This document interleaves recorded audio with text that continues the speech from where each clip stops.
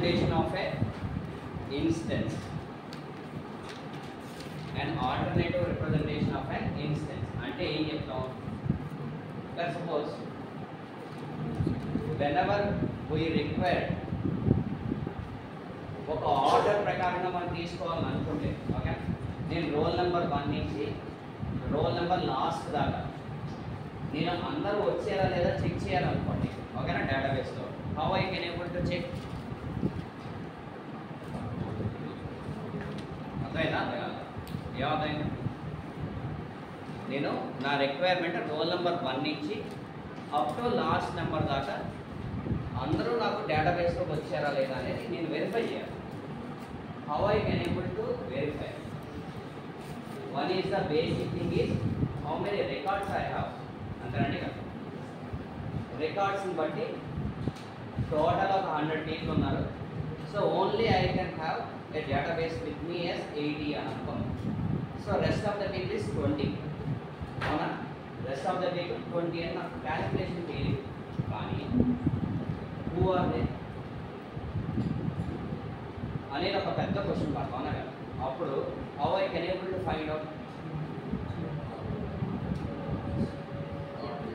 Order wise. So I can sort it from the largest to smaller, smallest to large. అవునండి. So నేను ఆర్డర్లో పెట్టుకోవడం అనేది కూడా మనకి చాలా ఇంపార్టెంట్. అందుకనే కదా మనం ప్రీవియస్ డేస్లో ఫస్ట్ యూనిట్ చెప్పుకున్నప్పుడు డిక్షనరీ గురించి ఎగ్జాంపుల్ చెప్పుకున్నాం. డిక్షనరీలో చెప్పుకున్నాడు ఎగ్జాంపుల్. దాంట్లో ఎందుకు ఆల్ఫాబెటికల్ ఆర్డర్లో ఉంటాయి?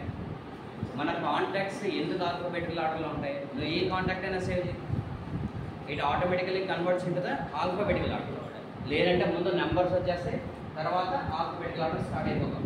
లేకపోతే సెపరేట్గా మీరు ఏదైనా @ సింబల్ స్పెషల్ క్యారెక్టర్స్ ఉన్నాయంటే మళ్ళీ లాస్ట్లోకి వెళ్ళిపోతాయి. అబ్జర్వ్ చేశారు ఎప్పుడన్నా? సో అన్నీ ఎందుకు అయిపోతున్నాయంటే యూజర్ ఫ్రెండ్లీగా హౌ మెనీ కాంటాక్ట్స్.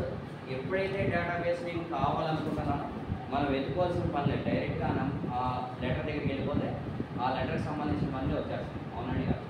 అంటే సార్ట్ చేసుకోవడానికి, అంటే సార్ట్ అయ్యి ఉండడం వల్ల నాకు అడ్వాంటేజ్ ఏంటి?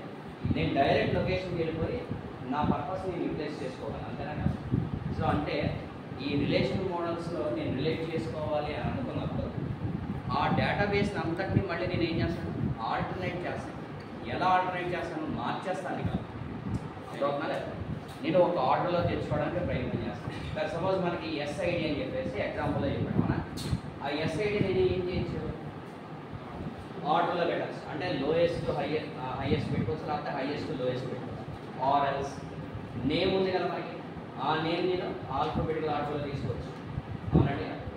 లేకపోతే ఏజ్ ఉంది కదా, ఏజ్ నేను లోయెస్ట్ టు హైయెస్ట్ పెట్టుకోవచ్చు, హైయెస్ట్ లోయెస్ట్ పెట్టుకోవచ్చు. జీపీఏని నాకు టాపర్స్ కావాలి ఎవరు జీపీఏలో, హైయెస్ట్ లోయెస్ట్ పెట్టుకోవచ్చు. అవునండి కదా. అంటే దాని మీనింగ్ ఏమర్థమవుతుంది? ఆల్టర్నేటివ్ చేయడం అంటే కంప్లీట్గా ఉన్నదాన్ని అటు ఇటు మ్యానిపులేషన్ చేయడం తప్ప కొత్త దాన్ని తీసుకొచ్చి పెట్టడం కాదు. అర్థమైందా? లేదు. ఆల్టరేషన్ చేయడం అంటే ఏంటి? ఆల్టరేషన్ చేయడం అంటే ఏంటి? ఉన్నదాన్ని మళ్ళీ రీఫిట్ చేస్తారు అంతే. ఓకేనా? ఇప్పుడు ఆల్టరేషన్ ఇచ్చారు బైక్ అని అంటారు. అంటే దాని మీనింగ్ ఏంటి? ఉన్నదానికే లైట్ మోడిఫికేషన్ అంతే. సో యాక్చువల్ కంటెంట్ అట్లాగే ఉండిపోతుంది. అవునా కదా. So alternative of A data model అంటే ఇలాగే వస్తుంది. ఓకేనా? ఏం చెప్పండి అంటే అర్థమైంది కదా మీకు? ఆల్టర్నేటివ్ రిప్రజెంటేషన్ అంటే ఒక ఆర్డర్లో తెచ్చుకోవడానికి ప్రయత్నం చేస్తాం. ఓకే.